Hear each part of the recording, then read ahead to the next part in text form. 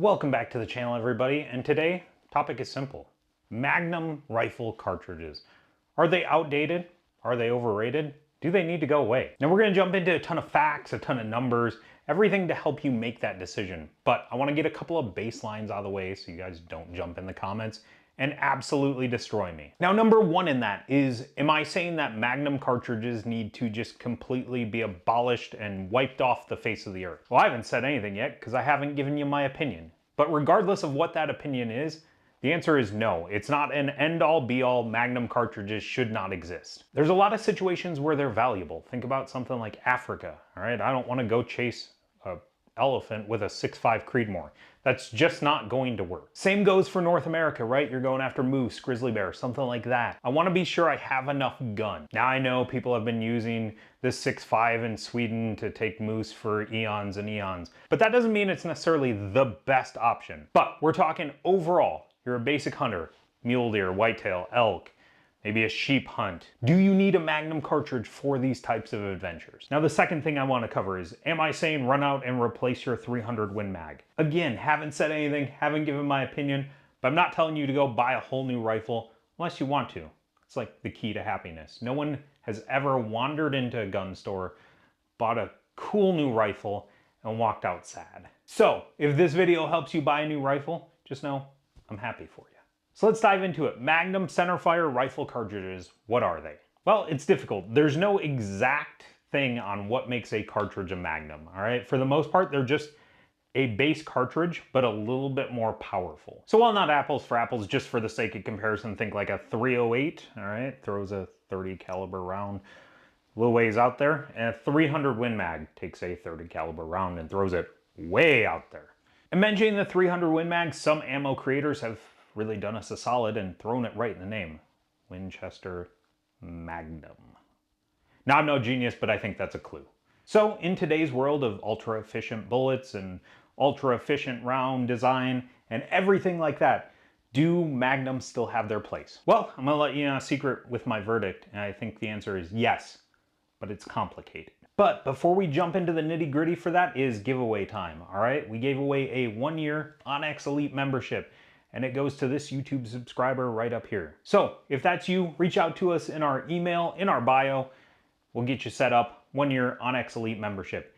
If you didn't win this one, make sure, jump on down, hit that subscribe. We're frequently doing giveaways, and literally all you gotta do is be a subscriber. But now let's jump into the case for Magnums being overrated. So let's start with one hard truth, and that is that Magnums, they kick. They recoil hard. A 300 rum is going to kick you like a mule compared to like a 30-06, 6.5 Creedmoor, 270, something in there. So what does that extra recoil mean? Well, it means if you're not excellent at your shooting basics, you can develop a flinch. And then all that extra power is basically meaningless because you can't hit your target because you're flinching and you're not putting your round where it needs to go. And to be honest, that's one of the reasons I usually don't lean towards Magnums. Again, I think they have their place, just not in my world. I understand that I'm a shooter that doesn't love recoil. Now I can shoot it, I just don't like it. And because of that, I know that I have a better chance of flinching at the moment of truth, and it's just not worth it to me. So if I gotta use my little legs and hike a little bit closer to get a better shot, but not have to deal with that recoil and know that my round is going exactly where I want it to go, well then, for me, that's worth it. Then there's the efficiency factor, all right? Magnums get their speed by burning a lot of powder. Now with that lot of powder comes, the extra cost of buying the powder. Whether that's factory load ammo or whether you hand load, you're still burning more powder. Ammo is gonna be a little bit more expensive. But beyond just the components and their cost, ammo is becoming more efficient than ever, right? Think of it sort of like the 45 versus 9mm debate. 45 killed it for a really long time, but as bullets have gotten better and better, 9mm has really snuck up and taken over 45 in a lot of different places within the tactical world. Same goes for centerfire rifle cartridges, all right?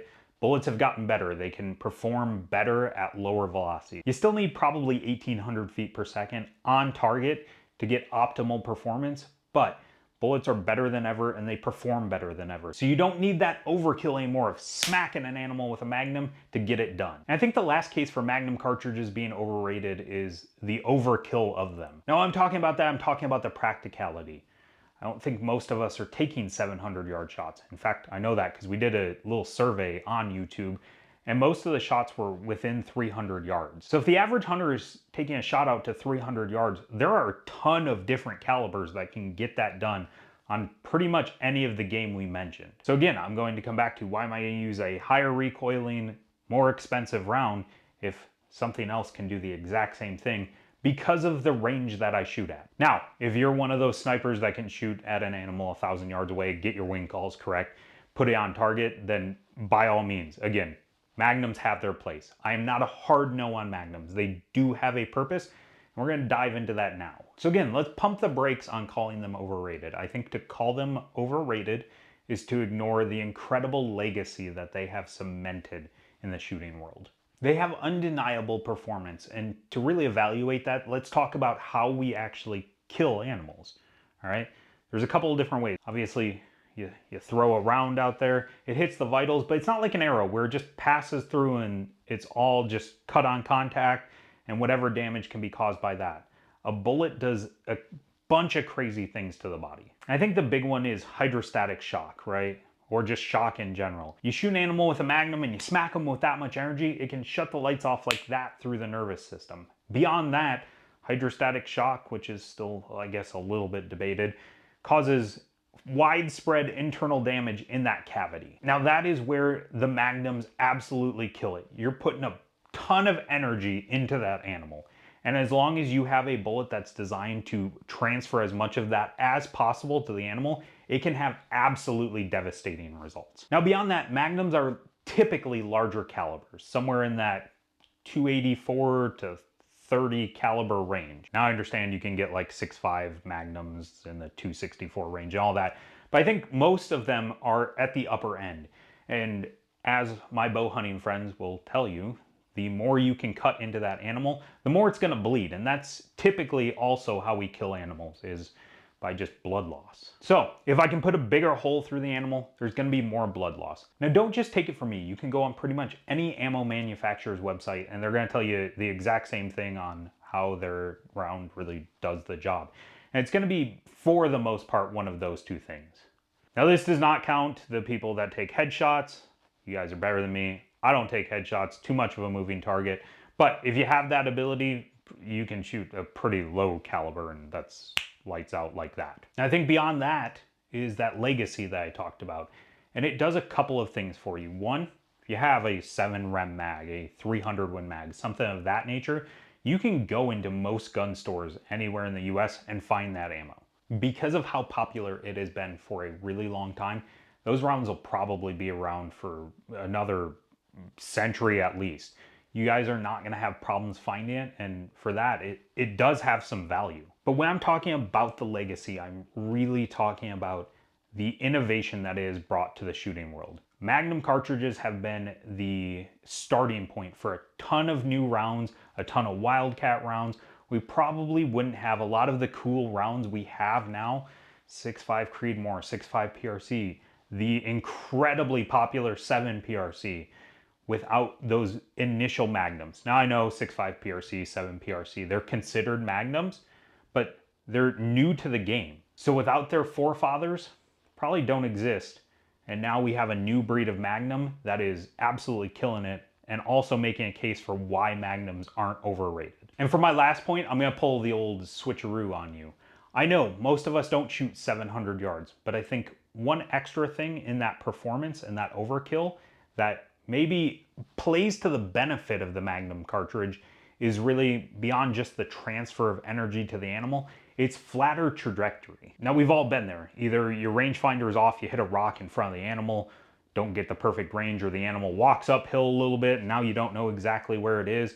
If you don't have time to range it and you're just kind of guessing, that flatter range is a ton of help in that situation. So while you may not shoot out to 700 yards and you may not need that energy way out there, it is still helpful to have that faster round. Now this is just a nitty gritty, guys. You can spend literally hours talking about rifle cartridge comparisons. You can spend hours just talking about the dozen or so widely available centerfire calibers available and then break it down to cartridge from there. This is not an end all be all. So If I missed something glaringly obvious, feel free, jump in the comments. Let's start talking about it. So let's jump into the crux of the issue. Are Magnum cartridges overrated, outdated, and really shouldn't be considered for your next rifle? Well, again, I think it's complicated. Am I going to steer most people towards a Magnum cartridge?